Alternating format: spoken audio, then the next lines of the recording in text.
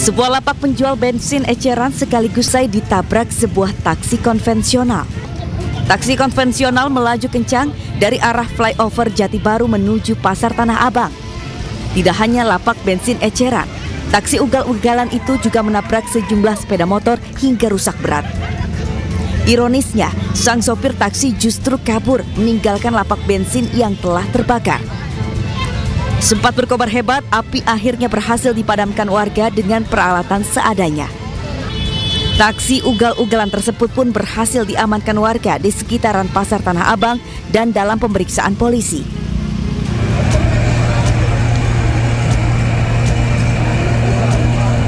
Kebakaran hebat melahap 3 bangunan ruko dan gudang barang pecah belah di Jalan Gatot Subroto, Kota Malang, Jawa Timur. Mulanya, api berasal dari lantai 1 gudang barang pecah belah yang kemudian semakin membesar dan membakar seluruh bangunan gudang. Karena lokasi berdekatan dengan permukiman padat, 12 unit mobil pemadam kebakaran diturunkan untuk mencegah api meluas. Api yang berkobar lebih dari 4 jam merambat ke 2 ruko lain di sekitarnya. Setelah petugas berjuang selama lebih dari 5 jam, Kamis dini hari, petugas berhasil menjinakkan si jago merah. Kerugian material diperkirakan mencapai miliaran rupiah.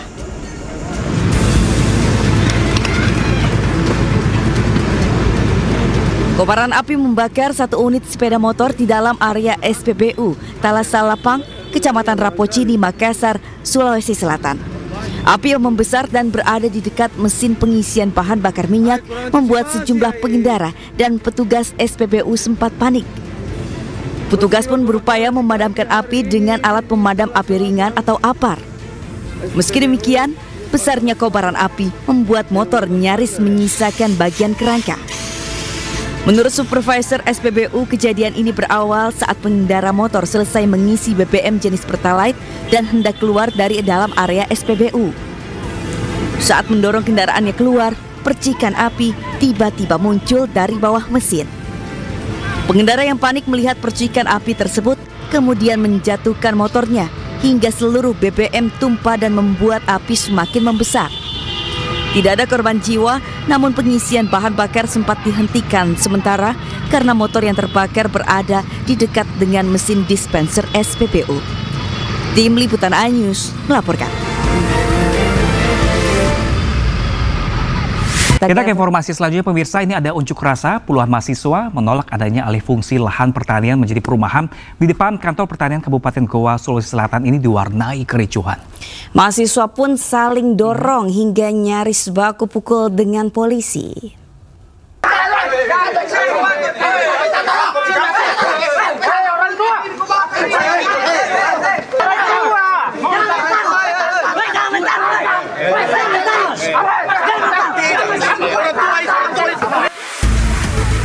Kericuhan antara mahasiswa dan polisi ini terjadi saat puluhan mahasiswa yang tergabung dalam Aliansi Pemuda dan Masyarakat Kabupaten Goa menggelar unjuk rasa di kantor pertanian Kabupaten Goa, Sulawesi Selatan.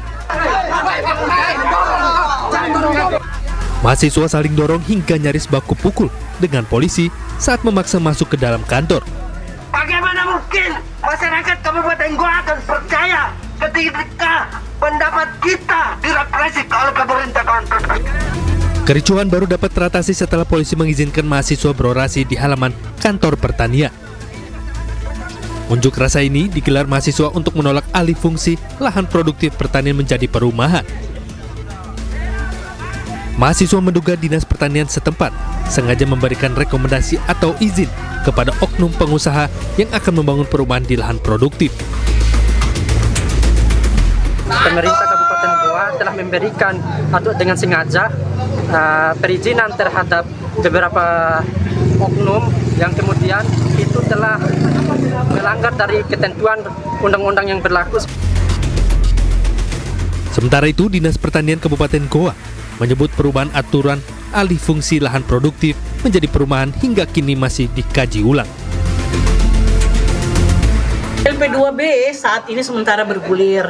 Jadi jadi baru-baru kepala dinas termasuk Pak Sekda dan sebagian pejabat yang berwenang tentang hal LP2B itu sudah ke Jakarta.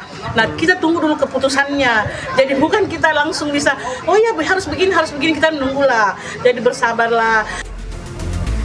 Di akhir orasi, mahasiswa pun menuntut agar Kepala Dinas Pertanian dicopot dari jabatannya karena diduga telah menyalahgunakan wewenang. Dari Kabupaten Goa, Sulawesi Selatan, Bukma, iNews melaporkan.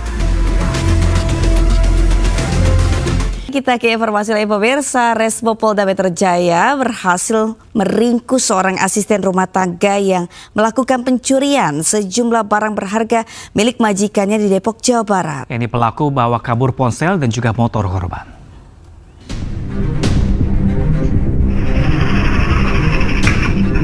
Polisi menangkap seorang asisten rumah tangga yang mencuri di rumah majikannya di Citayam, Depok, Jawa Barat. Aksi pencurian terjadi pada Februari kemarin. Pelaku membawa kabur ponsel dan sepeda motor korban. Sempat buron, pelaku akhirnya berhasil ditangkap petugas Jatanras Polda Metro Jaya di Bandung, Jawa Barat beberapa hari lalu.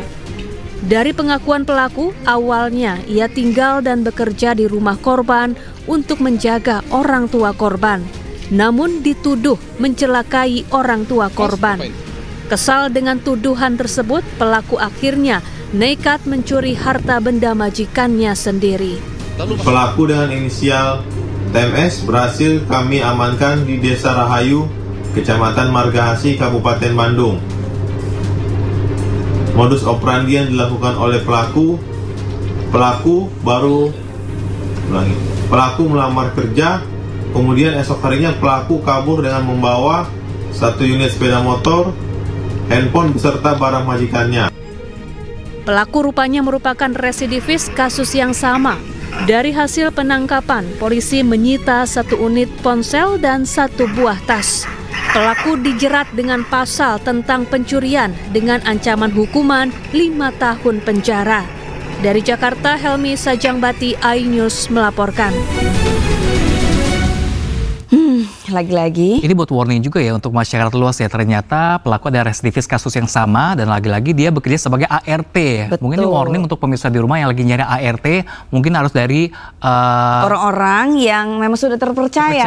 Kan ada juga ya organisasinya ya. Seperti itu ya, yang dia menyalurkan untuk tenaga kerja seperti itu yang lebih terpercaya lagi, surat-suratnya segala macam agar menghindari hal-hal demikian. Betul. Dan lagi-lagi ya, pelaku pencurian ini melakukan pencurian tuh di siang hari, nggak kenal waktu. Nggak harus malam, nggak harus subuh, pagi, siang, sore. Ini harus lebih hati-hati juga bagi pemilik rumah ya. Tapi ternyata tadi pakai CCTV dalam rumah ternyata penting juga ya. Apalagi ART yang seharusnya sudah biasa kerja dalam rumah tersebut. Jadi udah tahu ya seluk-beluknya. CCTV juga sebenarnya pasti apapun yang kejahatan ya pasti akan ketahuan juga ujung-ujungnya.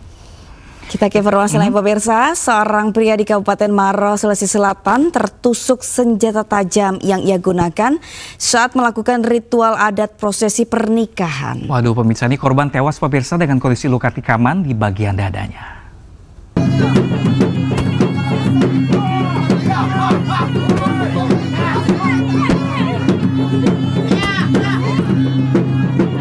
Video amatir warga merekam detik-detik seorang pria tertusuk senjata tajam jenis badik saat melakukan ritual adat Angnaru di sebuah acara pesta pernikahan di Desa Bonto Matene, Kecamatan Mandai, Kabupaten Maros, Sulawesi Selatan. Saat berusaha menampilkan ilmu kebalnya, korban Rizal 33 tahun ini justru tertancap badik yang ia gunakan. Kejadian ini sontak menghebohkan warga yang hadir dalam acara pernikahan tersebut. Meski korban sempat dilarikan ke rumah sakit dan mendapatkan penanganan medis, namun nyawanya tidak dapat diselamatkan.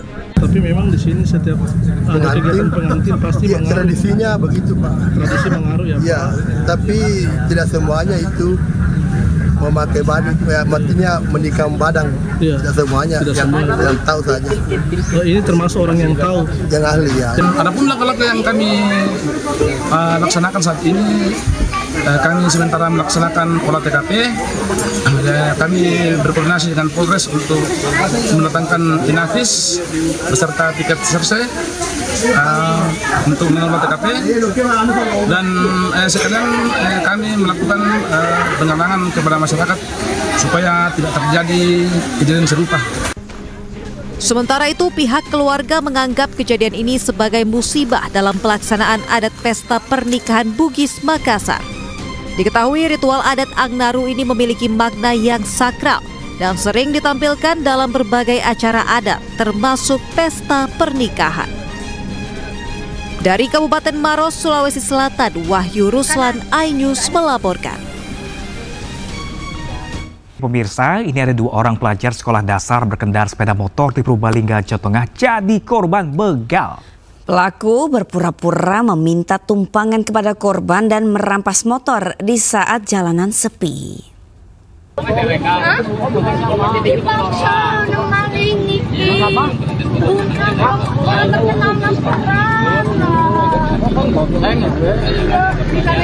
Warga di Jalan Desa Brobot, Kecamatan Bojong Sari, Purbalingga, Jawa Tengah dikejutkan dengan tangisan 2 anak sekolah dasar usai menjadi korban begal di pertengahan Maret 2025.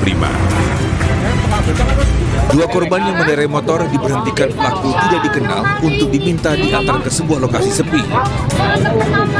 Di lokasi tersebutlah pelaku merampas motor dan menganiaya kedua korban. Aksi pelaku kabur membawa motor pun terekam CCTV warga. Selang sebulan, pelaku pun berhasil ditangkap dan mengamankan barang bukti sepeda motor yang sudah dijual seharga 3 juta rupiah. Modus yang diperbuat oleh pelaku saat itu adalah berpura-pura untuk meminta tumpangan dari 2 orang anak dalam kategori pelajar SD yang sedang membawa motor keluarganya. Kemudian secara singkat pelaku membegal keduanya, meminta untuk diantar sampai dengan titik tertentu. Kemudian kedua anak korban tersebut diperlakukan dengan kekerasan fisik sehingga pelaku dapat mengambil sepeda motornya. Akibat perbuatannya, pelaku terancam hukuman 7 tahun penjara. Polisi menghimbau kepada masyarakat untuk bisa mengawasi anak-anak untuk tidak mengendarai sepeda motor yang juga akan memancing tindakan kriminal. Dari Purbalingga, Jawa Tengah, Catur Edi Purwanto, iNews melaporkan. Aksi koboi warga Wonosobo menembak membabi buta dengan pistol jenis airsoft gun berakhir usai ditangkap polisi. Ya, pemirsa, pelaku di bawah pengaruh alkohol, pemirsa, emosi ketika diberi tagihan untuk membayar.